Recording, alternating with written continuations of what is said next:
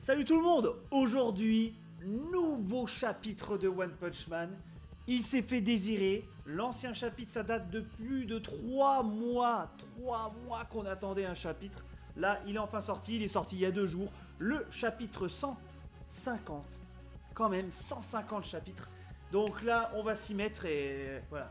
Plus de blabla. Là, on s'y met tout de suite. On se met dans le vif du sujet. En plus, ça fait quand même un petit peu longtemps que j'ai pas fait de vidéo. Donc, un petit chapitre, ça fait quand même plaisir. Donc là, nous avons une page de couverture. Ça change de Fubuki et de Tatsumaki. Donc là, on a Bang et son frère. Donc quand on est jeune, on n'a pas encore réalisé ses rêves. Quand on est vieux, on se perd dans ses pensées. Belle métaphore. Donc, Punch 150, maître et disciple. Tu sens que le titre, tu le sens le titre qui va faire confrontation Garou contre Bang. Ça, c'est sûr et certain. Ça, on le sent. Bon, c'est parti. Donc, comme d'habitude, je lis les chapitres sur le site de Scantrad. Donc, le lien est dans la description. Et si vous voulez lire les tomes de One Punch Man de chez Kurokawa, je vous invite à les acheter en librairie. Donc, allez, c'est parti. On y va. Attendez, il y a un peu trop de pub là. Hop, c'est parti. Donc, comme je disais, on reprend le combat Bang versus Garou. Donc là, déjà, ça se fout double patate dans les deux côtés. Donc c'est plutôt pas mal. Là, on va sentir peut-être un petit match équilibré, ça serait sympa. Donc ok, ça se bat. Ok, ça se prépare. Garou, là, il fait comme une genre d'inspiration. Il va se mettre en pause de combat. Cette pause, c'est le point de l'explosion libre. Ok, Garou va faire des dingueries. Je sens que Garou va faire des dingueries. Donc, vu que Garou est un peu vu comme le Kakashi, on va dire entre parenthèses, parce qu'il copie beaucoup les techniques des autres. Donc là, je pense que c'est une grosse technique de Bang ou peut-être de son frère. Mais c'est le point de l'explosion libre. Ok. Cette technique que tu as scellée il y a si longtemps, comment la connaît-il? Pendant sa fuite du dojo, Garou a ouvert le coffre et jeté un œil sur les rouleaux qui contiennent mes techniques secrètes. Ah, d'accord, on est dans le truc un peu Naruto, là, avec des rouleaux qui ont des techniques secrètes. Je suis intervenu rapidement, alors il n'a pas pu s'enfuir, avec eux, au moins.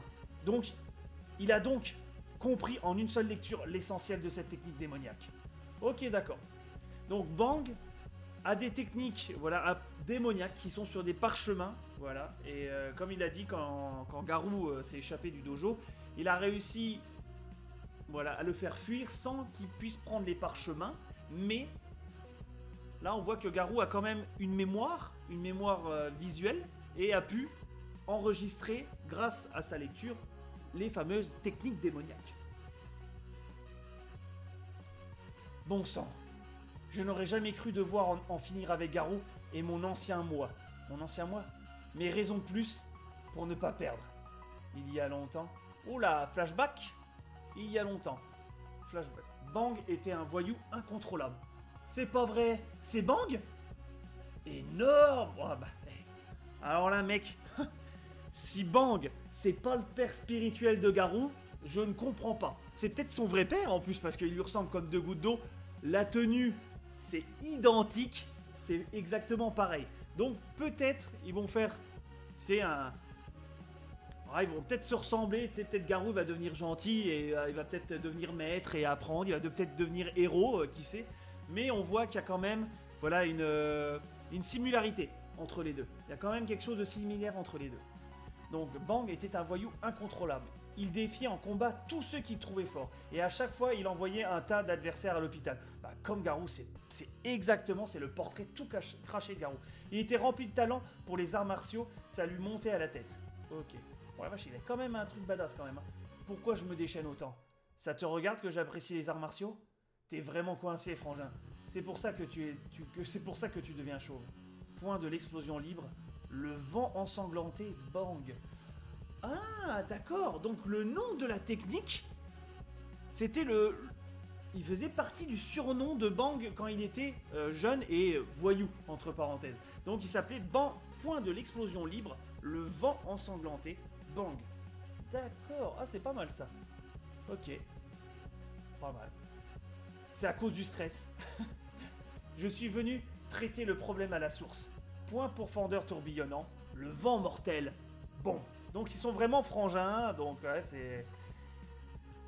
Donc le caractère n'est pas le même des deux, hein. On voit que Bomb est un peu moins voyou que lui, hein. On va dire qu'il est un peu plus posé. Ah, c'est pas les mêmes, hein. Ils ont pas le même caractère.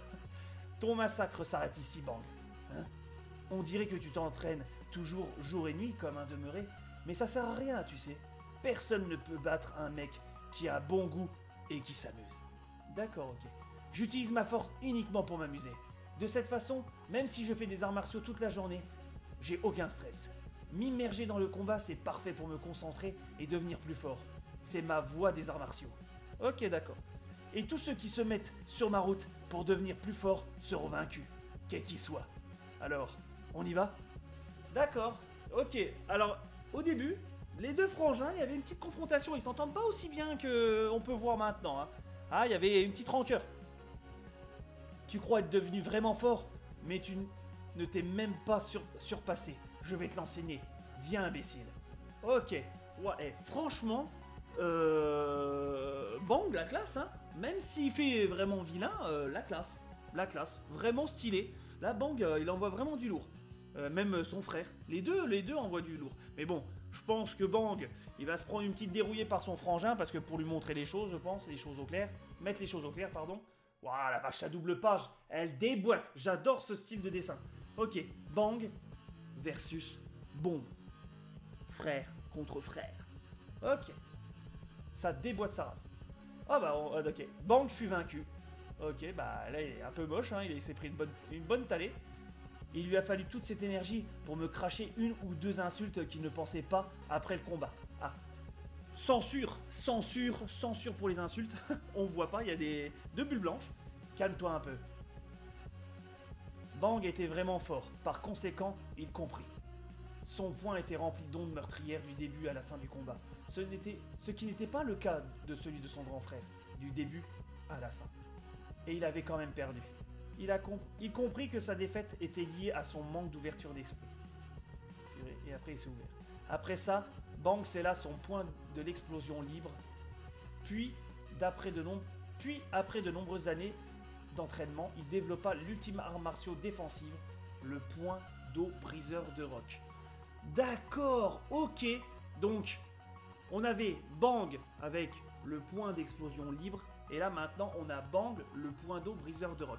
Ok, donc on va dire entre parenthèses que Bang a, on va dire, une double personnalité au niveau de l'art martiaux, entre parenthèses. Et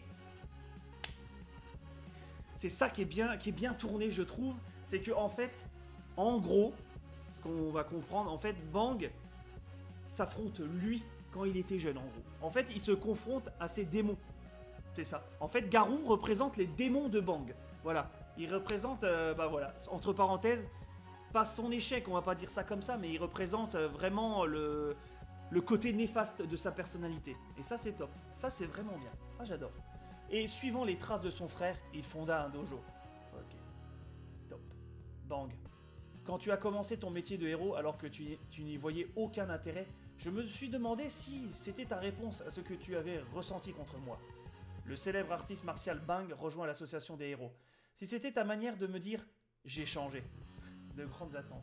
Quand tu es venu me dire que tu devais en finir avec un élève qui avait suivi la mauvaise voie, je me suis dit que tu tentais de faire exactement ce que j'avais fait pour toi autrefois. Voilà. C'est chronique. Ça se répète. Ce chasseur de héros semble être vraiment fort. Afin de voir si ta détermination était réelle, je t'ai offert mon aide. Mais tu as refusé en me disant que tu devais régler ça de maître à élève. C'est pour ça que j'ai prétexté une éventuelle attaque de mon dojo pour pouvoir te suivre.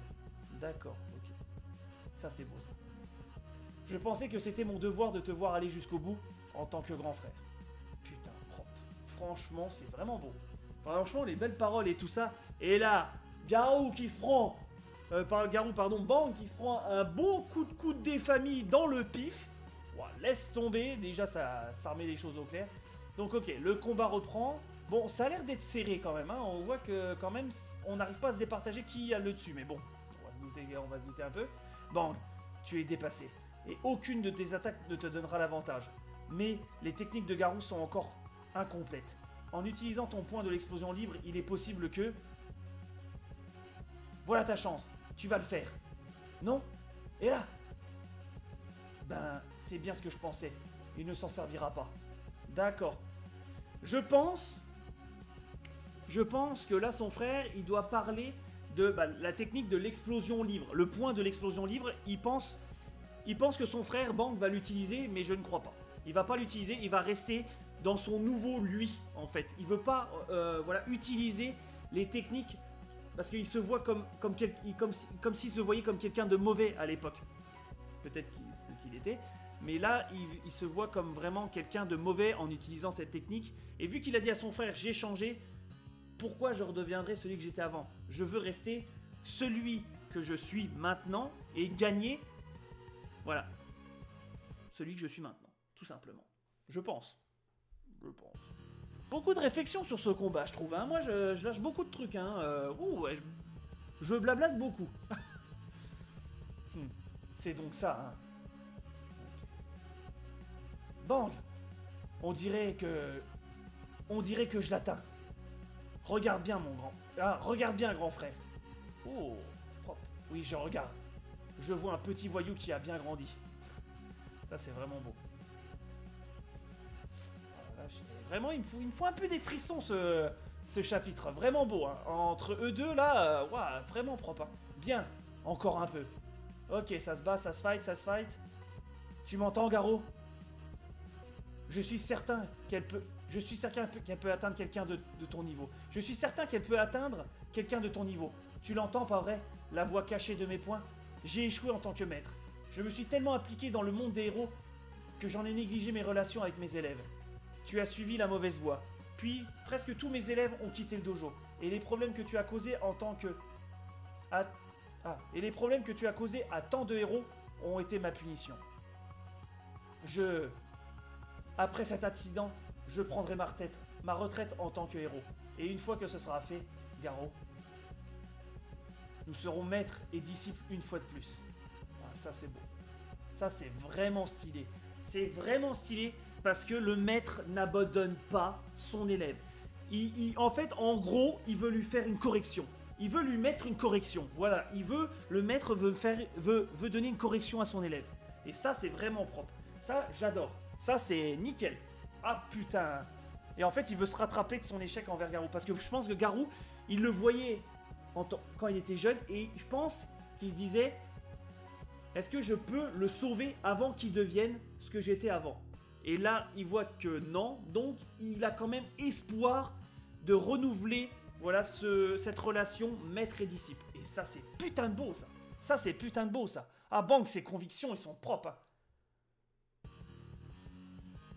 Repartons à zéro, toi et moi. Ah non, mais repartons à zéro, toi et moi. Continue, Garou. Oh, attends, son visage, il est en train de se craqueler, là. Oh, putain.